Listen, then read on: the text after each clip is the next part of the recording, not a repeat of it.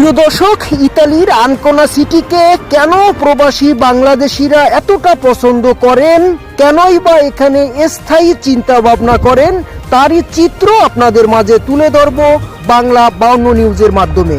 মোহাম্মদ রফিক রয়েছি আপনাদের সাথে।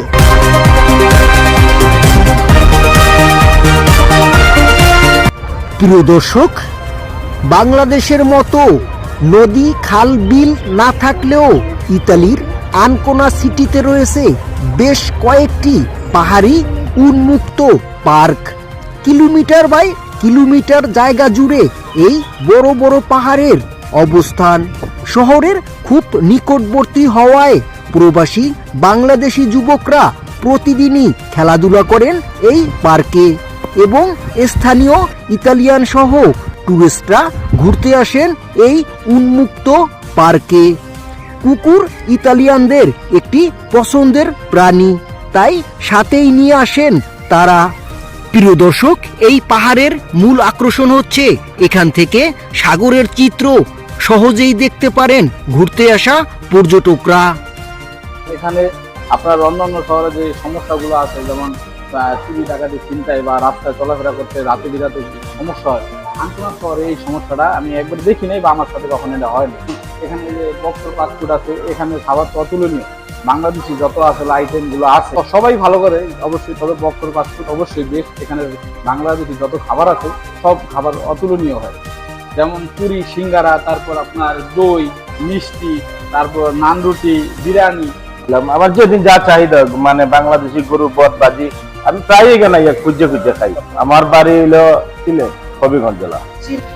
প্রিয় দর্শক, ধীরে ধীরে ইতালির আনকোনা হয়ে উঠেছে এক টুকরো বাংলাদেশ।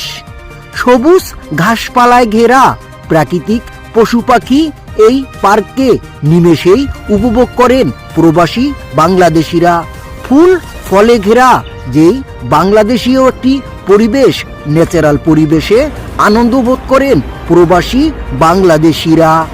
এই চিকচাকময় সিটি ইতালির আনকোনা সিটি ইতালির মধ্যে একটি ঐতিহাসিক বাণিজ্যিক সিটি এবং পৃথিবীতে জাহাজ আবিষ্কারের পরপর থেকেই ইতালির আনকোনায় নির্মিত হচ্ছে পৃথিবীর বড় বড় নামি দামি জাহাজগুলো এবং দক্ষতা সম্পন্ন হাজার হাজার প্রবাসী বাংলাদেশি কাজ করছেন জাহাজ নির্মাণ শ্রমিক হিসাবে।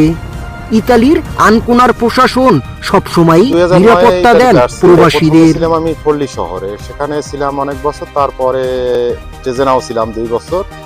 তো সব জায়গায় আমি কাজ করছি এবং কাজের তাগিদে অনেক জায়গায় অনেক শহর পরিবর্তন হয়েছে। লাস্ট আমি 2018-তে আনকোনা আসছি।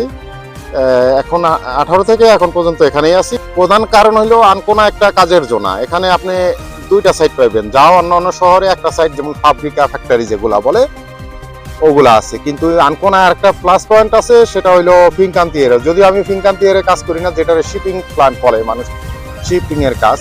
এবং পৃথিবীর সেরা কয়েকটা ফাব্রিকা এই জায়গায় আছে এবং ছোট বড় মিলে অনেক ফাব্রিকা আছে। আমার প্রায় 17 বছর ইতালিতে নাগরিকত্ব পাইয়া চলে আসছে। যদি আমার নাগরিকত্ব আছে ইটালিয়ান, আমার পাসপোর্ট আছে, কিন্তু আমি ইতালি আমার কাছে ভালো। আমি যেটুকু বলতে পারি যে আপনার যদি কাজের কোনো সমস্যা থাকে আপনারা আনকোনা নিতে আসবেন। এখানে অনেক প্রচুর এজেন্সি আছে, প্রচুর ফ্যাক্টরি আছে, এখানে প্রচুর বাংলাদেশি ফ্যামিলি আছে যারা বাড়ি গাড়ি নিয়ে সব খুব ভালো আছে ইনশাল্লাহ। প্রিয় দর্শক, ইতালির বিভিন্ন সিটি থেকে প্রবাসী বাংলাদেশিরা আনকোনা সিটি আসার পরেই এখানে স্থায়ী বসতির চিন্তা করেন। কেন নয়, এই ইতালির আনকোনা সিটি বাংলাদেশীয় পরিবেশে ঘেরা, তারই ধারাবাহিকতায় মুগ্ধ করে প্রবাসী বাংলাদেশিদের।